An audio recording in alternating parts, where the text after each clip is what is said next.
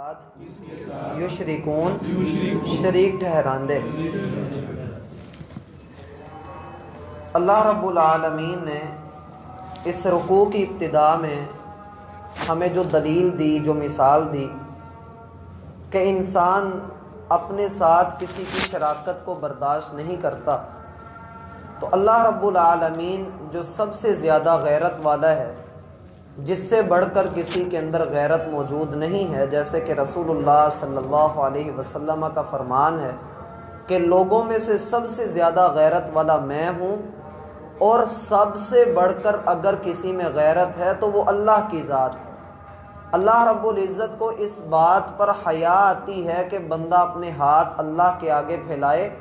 اور اللہ رب العزت ان کو خالی ہاتھ واپس لوٹا دے۔ اللہ رب العزت کو اس بات پر بھی غیرت آتی ہے کہ بندہ اللہ کا کھائے پیے لیکن اللہ کے ساتھ دوسروں کو شریک ٹھہرائے۔ رسول اللہ صلی اللہ علیہ وسلم سے پوچھا گیا ایُّ الذنب اعظم عند اللہ، اللہ کو سب سے برا کام کون سا لگتا ہے، کون سی چیز اللہ کے غصے میں اضافہ کر دیتی ہے؟ اللہ کے رسول فرمانے لگے ان تجعل للہ ندا وہو خلقک، آپ اللہ کے ساتھ کوئی شریک ٹھہرا دیں اس حال میں کہ آپ کو بنایا اللہ نے، آپ کھاتے اللہ کا ہیں، آپ پیتے اللہ کا ہیں، چیزیں استعمال اللہ کی کرتے ہیں، اللہ کی زمین پر رہتے ہیں، اللہ کی دی ہوئی چھت تلے رہتے ہیں، لیکن پھر بھی نعمتوں کا ادراک ہونے کے باوجود آپ اپنے انعامات کسی اور کے نام کر دیں، کسی اور ہستی کو اپنا ملجا و ماوا سمجھ لیں، تو اللہ رب العزت کو یہ بات انتہائی تکلیف دیتی ہے۔ اور رسول اللہ صلی اللہ علیہ وسلم فرماتے ہیں کہ آدم کا بیٹا اللہ کو تکلیف دیتا ہے، فَإِمَّا تَكْذِيبُهُ وَشَتْمُهُ، اس کا جھٹلانا اور اس کا اللہ رب العزت کو گالی دینا وہ یہ ہے کہ بندہ اللہ کے ساتھ شریک ٹھہرانے والا ہو۔ اللہ رب العزت ہمیں شرک سے محفوظ فرمائے۔ رسول اللہ صلی اللہ علیہ وسلم نے شرک سے بچنے کی تلقین بھی کی ہے۔ پچھلی ملاقات میں ہم نے یہ بات کہی تھی کہ انسان کو اللہ نے ایسی فطرت پر پیدا کیا ہے جس میں سارے کے سارے مسلمان ہیں، کوئی ایک بھی اللہ نے کافر پیدا نہیں کیا، سارے مسلمان پیدا ہوتے ہیں۔ کسی یہودی، کسی عیسائی، مجوسی، نصرانی کے گھر میں بھی اگر کوئی بچہ پیدا ہوتا ہے تو وہ مسلمان ہی ہوتا ہے، لیکن اس کے والدین اس کو اپنے دین اور اپنے مذہب پر لگاتے ہیں۔ اللہ رب العزت کی طرف رجوع کرتے ہوئے، نماز کو قائم کرتے ہوئے، شرک سے بچتے ہوئے ایک مومن اپنی زندگی میں اپنے ایمانی لیول کے اندر اضافہ کر سکتا ہے۔ لیکن اب اللہ رب العزت ہمارے سامنے جو باتیں بیان کر رہے ہیں، جو آج کی آیات ہم نے پڑھنی ہے کہ من الذین فرقوا دینہم، ابتدا میں دین سب کا ایک تھا۔ اللہ رب العزت فرماتے ہیں کان الناس امۃ واحدہ، انسان جب دنیا میں آیا تھا تو اس کا دین ایک ہی تھا، یہ سارے اللہ کو مانتے تھے، سارے اللہ رب العزت کی کبریائی کو بیان کرتے تھے، اللہ کی بندگی کرتے تھے۔ انبیاء فوت ہوئے، اللہ رب العزت نے دوسرے نبیوں کو بھیجا، جب دوسرے نبی آئے انہوں نے آ کر لوگوں کو خوشخبریاں سنائیں، اللہ رب العزت کے عذاب سے ڈرایا، تو لوگوں نے اختلاف کر لیا، لوگوں کو نبیوں کی تعلیمات پسند نہ آئیں۔ اور اس چیز کو ہم اس بات سے سمجھ سکتے ہیں کہ آپ کو یاد ہونا چاہیے غزوہ بیت رضوان ہوا تھا، ایک بیت رضوان، یہ بڑی مشہور بیت تھی جس میں رسول اللہ صلی اللہ علیہ وسلم عمرہ کے ارادے سے نکلے، آپ کو حدیبیہ کے مقام پر روک لیا گیا اور کافروں نے عمرہ نہیں کرنے دیا۔ اللہ کے رسول نے مذاکرات کے لیے سیدنا عثمان کو بھیجا، وہ مکہ میں گئے تو کافروں نے کہا کہ عثمان آپ یہاں پر طواف کر لیں، عمرہ کر لیں، آپ کو اجازت ہے، لیکن محمد کو ہم اجازت دے دیں ایسا نہیں ہو سکتا۔ سیدنا عثمان کہنے لگے تو پھر میں بھی عمرہ نہیں کرنے لگا، میں آیا اللہ کے رسول کے ساتھ ہوں تو ان کے بغیر میں عمرہ بھی نہیں کروں گا۔ ادھر مسلمانوں میں کسی اللہ کے دشمن نے یہ افواہ پھیلا دی کہ عثمان رضی اللہ عنہ شہید کر دیے گئے ہیں، تو رسول اللہ صلی اللہ علیہ وسلم ایک درخت کے نیچے بیٹھے اور آپ نے صحابہ سے کہا یہ دونوں میرے ہاتھ ہیں، یہ ایک ہاتھ میرا ہے اور ایک ہاتھ عثمان کا ہے، اور بیعت کرو میرے اوپر کہ یہاں سے واپس نہیں پلٹیں گے جب تک عثمان کے خون کا بدلہ نہیں لے لیتے۔ 1400 صحابہ کرام نے اللہ کے رسول کے ہاتھ پر بیعت کی۔ اللہ رب العزت کو یہ منظر اتنا پسند آیا کہ قرآن میں اس کا ذکر کیا ہے سورۃ الفتح کے اندر، لقد رضی اللہ عن المؤمنین اذ یبایعونک تحت الشجرہ فعلم ما فی قلوبہم فانزل السکینۃ علیہم واثابہم فتحا قریبا۔ اللہ رب العزت اپنے ان بندوں پر راضی ہو گیا جو درخت کے نیچے آپ کے ہاتھ پر بیعت کر رہے ہیں۔ اللہ رب العزت نے عثمان علیہ السلام کو واپس بھیج دیا۔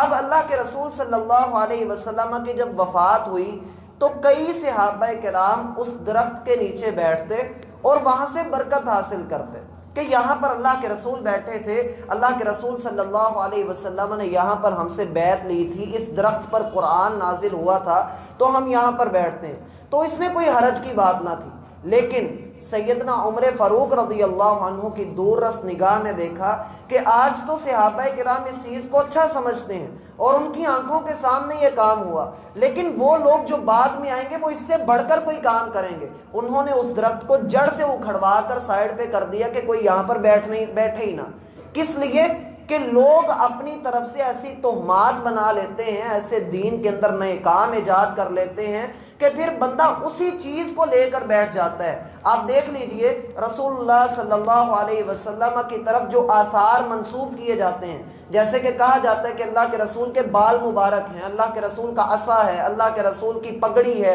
آپ کے برتن ہیں، آپ کا کرتا ہے، آپ کے نالین ہیں۔ یہ عام طور پہ سوشل میڈیا پر یا بعض لوگ کہتے ہیں بادشاہی مسجد میں، بعض کہتے ہیں ترکی کے میوزیم میں، تو کئی جگہوں پر جو ہے وہ ان کا ثبوت دینے کی کوشش کی جاتی ہے، اور اگر دیا جاتا ہے تو عوام کی حالت دیکھنے والی ہوتی ہے کہ لوگ جھوم بھی رہے ہوتے ہیں، لوگ پتہ نہیں کیا کیا کر رہے ہوتے ہیں، اور اس کی حالت یہ ہوتی ہے کہ وہ سمجھتے ہیں کہ سارا دین سمٹ کر ادھر ہی آ گیا، پھر نماز روزے کا بھی انسان کو فکر نہیں ہوتا۔ یا یہ کہ آپ دین کے اندر کوئی ایسا عمل ایجاد کر دیں جس کی بنیاد تو اللہ کے رسول سے ثابت نہیں، لیکن آپ اس کے اوپر یہ لکھ دیں کہ اس میں حرج ہی کیا ہے تو نیکی کا ہی کام، پڑھتے تو ہم قرآن ہی ہیں، پڑھتے تو ہم اللہ کا ذکر ہی ہیں، اس میں حرج ہی کیا ہے؟ تو میرا بھائی جب ایسی بات ہوتی ہے، اللہ فرماتے ہیں من الذین فرقوا دینہم، ایسے لوگ ہیں جنہوں نے اپنے دین کو ٹکڑے ٹکڑے کر دیا ہے، سنتوں کو بانٹ لیا ہے، قرآن کو بانٹ لیا ہے، اتنے سے حصے پہ ہم عمل کرتے ہیں، باقی پہ تم عمل کر لو۔ جیسے ایک جوان ایک بزرگ کے پاس سے گزرا تو اذان ہو رہی تھی، تو جوان کو بزرگ کہنے لگا بیٹا چلو جا کر نماز ادا کرو، تو کہنے لگا بابا جی آپ بھی آئیں، کہنے لگا تم نے قرآن میں پڑھا نہیں لا تقربوا الصلاۃ، نماز کے قریب بھی نہ جاؤ، تو میں دیکھو میں اس کے اوپر اتنے پر میں عمل کر رہا ہوں پتر، باقی پر تم عمل کرو، اتنے پہ میں عمل کر رہا ہوں۔ حالانکہ اللہ رب العزت کا فرمان ہے کہ نشے کی حالت میں نماز کے قریب نہ جاؤ۔ تو لوگ اپنے مطلب کے یا اپنی مرضی کے مطالب نکال کر ان کو سائڈ پہ کر لیتے ہیں، اور پھر دین کو ٹکڑے ٹکڑے کر کے اس ایک ٹکڑے کے اوپر اپنی ساری زندگی بسر کر دیتے ہیں، باقی دین کا کوئی حکم مل رہا ہو اس کو وہ قبول نہیں کرتے۔ جیسے کہ عذاب والی آیات کے متعلق سیدنا حذیفہ رضی اللہ عنہ سے پوچھا گیا کہ یہ جو جہنم کا اللہ بار بار قرآن میں ذکر کرتے ہیں کیا یہ کافروں کے لیے ہے؟ کہا بڑی بات کی ہے، اس کا مطلب ہے کافروں کے لیے سارا کڑوا کڑوا اور تمہارے لیے سارا میٹھا میٹھا۔ یاد رکھو جو بندہ اللہ رب العزت کی بندگی نہیں کرے گا، جو شرک کے رستوں پر چلے گا، ایسا بندہ بھی اللہ رب العزت کی جہنم کے اندر گرایا جائے گا۔ اور یاد رکھیے اختلاف دو طرح کا ہوتا ہے، ایک اختلاف ہوتا ہے اصولوں میں، بنیادوں میں، اس اختلاف کو تو شریعت اسلامیہ قطعاً برداشت نہیں کرتی۔ مثلا کوئی بندہ یہ کہے کہ اللہ کے ساتھ کوئی دوسرا بھی شریک ہے، کوئی بندہ یہ کہے کہ اللہ کے رسول کے ساتھ مرزا غلام احمد قادیانی بھی نبی ہے، کوئی بندہ یہ کہے کہ نمازیں 5 نہیں 3 ہیں، کوئی بندہ کہے کہ رمضان کے روزے پورے سال میں جب مرضی رکھ لو، رمضان کوئی خاص مہینہ نہیں ہے، کوئی بندہ کہے کہ حج سال کے جون سے مرضی مہینے میں کر لو، تو ایسا اختلاف قابل برداشت نہیں ہے، اس کو برداشت کیا ہی نہیں جا سکتا۔ یہ اصولوں میں اختلاف ہے، بنیادوں میں اختلاف ہے، ارکان میں اختلاف ہے، اور جو بندہ ایسا اختلاف کرے گا اس بندے کو کافر قرار دیا جائے گا۔ جیسے کہ منکرین حدیث ہیں، قادیانی ہیں، اور وہ لوگ جو صحابہ کے ایمان میں فرق کرتے ہیں، شک کرتے ہیں، جیسے کہ خوارج ہیں، وہ سیدنا علی رضی اللہ عنہ کے ایمان میں شک کرتے ہیں، نعوذ باللہ۔ اور دوسرا اختلاف ہوتا ہے فروع میں، شاخوں میں، مثلا نماز ہے، نماز کی تعداد میں اختلاف نہیں ہے، نماز کے طریقے میں اختلاف ہو جائے تو ایسا اختلاف برداشت ہو جاتا ہے۔ ایسے اختلاف میں کوئی اتنا مسئلہ نہیں آتا. نماز کے وقت میں اختلاف ہو جائے, کوئی کہتا ہے 1 بجے پڑھنی, کوئی کہتا ہے 1:30 بجے پڑھنی ہے, کوئی کہتا ہے عصر کی نماز 3 بجے ادا کر لو, کوئی کہتا ہے 2:30 بجے, کوئی کہتا ہے 3:30, کوئی کہتا ہے 4. تو اس میں کوئی مسئلے والی بات نہیں ہے. رمضان کے مہینے کے روزے ہیں تو اس میں اختلاف اتنا سا آ جائے جی سحری کا جو وقت ہے وہ 3 منٹ پہلے ختم ہو گیا, 3 منٹ بعد ہو گیا, اذان کے دوران کھا پی سکتے ہیں یا نہیں کھا پی سکتے, تو اتنا سا اختلاف قابل برداشت ہوتا ہے. جتنے بھی مسالک ہیں مشہور, حنبلی, شافعی, مالکی اور حنفی, ان میں جو اختلاف ہے وہ چھوٹا اختلاف ہے, وہ کوئی ایسا اختلاف نہیں ہے جس کی بنا پر کفر کا فتویٰ لگایا جائے. ہاں تب کفر کا فتویٰ لگے گا جب کوئی بندہ دین کی ایک بات کو بالکل ہی بگاڑ دے گا, جب وہ دین کے اصولوں میں اختلاف کرے گا. من الذین فرقوا دینہم, وہ لوگ جنہوں نے دین کو ٹکڑے ٹکڑے کر دیا, وکانوا شیعا, اور وہ اپنا اپنا گروہ بنا کر سائڈ پہ ہو گئے. یہاں سے شیعہ حضرات استدلال کرتے ہیں, دیکھو اللہ نے قرآن میں شیعوں کا ذکر کیا, اور آگے سورہ صافات میں بھی ایک لفظ آئے گا وَإِنَّ مِن شِيعَتِهِ لَإِبْرَاهِيمَ, اس کی تفصیل اس کے موقع پر. یہاں پر اس کو سمجھیے, شیعہ گروہ کو کہتے ہیں, شیعہ دوست کو بھی کہتے ہیں, یہ جمع ہے کہ گروہ بن گئے لوگوں کے, شیعان گروہ کو کہتے ہیں. اور یہاں پر جو لوگ اپنے آپ کو شیعہ کہلواتے ہیں اصل میں یہ ہیں شیعان علی,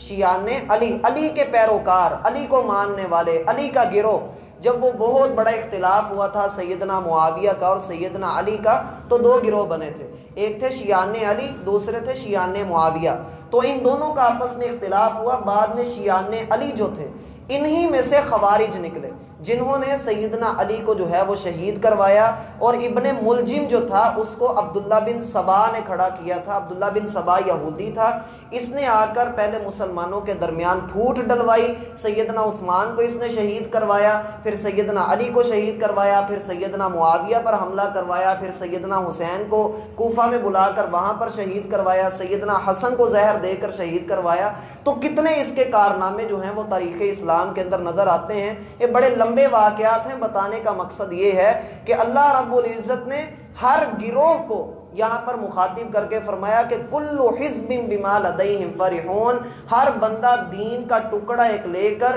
توحید سے اختلاف کر کے اپنی 1.5 اینٹ کی مسجد بنا کر اسی میں خوش بیٹھا ہے, اس کو پتہ نہیں کہ باقی دین کیا کہتا ہے. پھر اللہ فرماتے ہیں وَإِذَا مَسَّ النَّاسَ, لوگوں کے اوپر جب کوئی تکلیف آتی ہے, کوئی مصیبت آتی ہے, دعوا ربهم منیبین الیہ, رب کو بڑے زور و شور سے پکارتے ہیں. ایک مقام پہ اللہ فرماتے ہیں بیٹھے ہوئے بھی اللہ کو پکارتے ہیں, لیٹے ہوئے بھی اللہ کو پکارتے ہیں, چلتے پھرتے بھی اللہ کو پکارتے ہیں, ہر حال میں اللہ کو پکارتے ہیں. بس اللہ رب العزت سے دعا کرتے ہیں کہ اللہ رب العزت ہمیں اس مصیبت سے نکال دے, اللہ رب العزت بس چھٹکارا دے دے, بس اللہ کسی طریقے سے جان چھڑا دے. اللہ فرماتے ہیں اما الانسان اذا مبتلاہ ربہ فاکرمہ ونعمہ فیقول ربی اکرمن, جب انسان کا رب اس کے اوپر نعمتیں نازل کرتا ہے, اس کو خوشحالیاں اور فراوانیاں عطا کرتا ہے, اسے امیری عطا کرتا ہے, تو انسان کہتا ہے میرے رب نے میری بڑی عزت کی, مجھے دنیا میں اچھا مقام اور مرتبہ دیا. وَأَمَّا الْإِنسَانُ إِذَا مَبْتَلَاهُ فَقَدَرَ عَلَيْهِ رِزْقَهُ, اللہ فرماتے ہیں جب ہم تھوڑا سا اس کا رزق تنگ کرتے ہیں تو کہتا ہے کہ میرے رب نے مجھے ذلیل کر دیا, میرے رب نے مجھے کہیں کا نہیں چھوڑا, اللہ کو صرف میں ہی ملا تھا کہ اللہ نے میرے ساتھ ایسا کیا. اللہ فرماتے ہیں وَإِذَا مَسَّ النَّاسَ ضُرٌّ دَعَوْا رَبَّهُمْ مُنِيبِينَ إِلَيْهِ, اپنے رب کو پھر مصیبت کے وقت تو کھل کر زور و شور سے پکارتے ہیں. اکرمہ, اس کے جو ہے اللہ کے رسول صلی اللہ علیہ وسلم نے فرمایا تھا کہ اکرمہ یہ ابو جہل کا بیٹا ہے, اگر یہ کعبہ کے پردے کے ساتھ بھی لٹکا ہوا نظر آئے تو اس کی گردن اتار دینی. اس کو پتہ لگا یہ بھاگا, کہنے لگا کہ اب میں نے بچنا نہیں ہے, بھاگا یمن کی طرف, اور جدہ کے قریب پہنچ کر جو موجودہ جدہ ہے وہاں پر اس نے سمندر سے کشتی لی اور جانے لگا. ادھر اس کی بیوی ام حکیم رضی اللہ عنہ اللہ کے رسول کے پاس آئیں اور آ کر کہنے لگی اللہ کے رسول اکرمہ کو معاف کر دیں. اللہ کے رسول نے اس کی بات کو مانا اور کہا کہ ٹھیک ہے ہم اکرمہ کو معاف کرتے ہیں, حالانکہ یہ ابو جہل کا بیٹا اور اس نے اللہ کے رسول کے خلاف ساری جنگوں میں حصہ لیا تھا. اب ام حکیم کہنے لگی اللہ کے رسول اس کو یقین نہیں آئے گا, آپ اس کے لیے کوئی مجھے ضمانت دے دیں, کوئی اپنی چیز دے دیں. اللہ کے رسول نے اس کو اپنی پگڑی, یا بعض روایات میں آتا ہے کہ اپنی انگوٹھی اس کو اتار کر دی کہ یہ لے جاؤ اور جا کر اس کو امان دے کر لے آؤ. اب ادھر ادھر اکرمہ جو ہے وہ کشتی میں سوار ہو چکا تھا, وہ کشتی میں بیٹھا، کشتی چل پڑی، ادھر اس کی بیوی بھی اس کے پیچھے جا رہی ہے۔ کشتی میں جب بیٹھا، سمندر کے درمیان میں کشتی گئی تو طوفان آ گیا۔ اب اکرمہ جو ہے وہ اپنے لات منات عزا خود بتاتے ہیں کہ میں پکار رہا تھا، میں آوازیں دے رہا تھا کہ کسی طریقے مجھے بچا لیا جائے، لیکن کشتی کا ملاح کہنے لگا کہ اکرمہ یہاں پر کسی نے کام نہیں آنا، یہاں محمد کے رب کو پکارو، دیکھنا مصیبت سے چھٹکارا ملتا۔ کہتے ہیں میں نے اللہ رب العزت کو پکارا اور فوراً طوفان تھما اور کشتی کنارے لگ گئی۔ میرے دل کے اندر سوچ آئی کہ یار یہ کیا ہے، میری مصیبت کے اندر جو الہ میرے کام نہ آ سکا وہ کتنا سچا ہو سکتا ہے،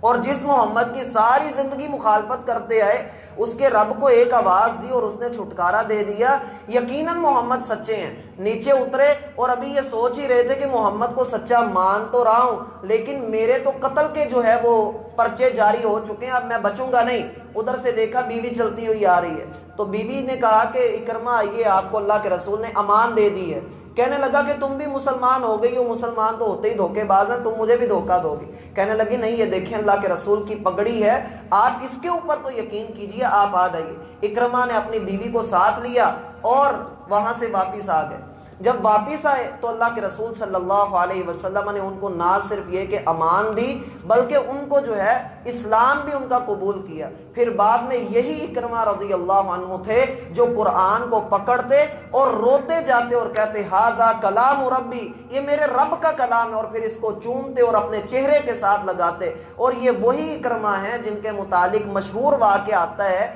کہ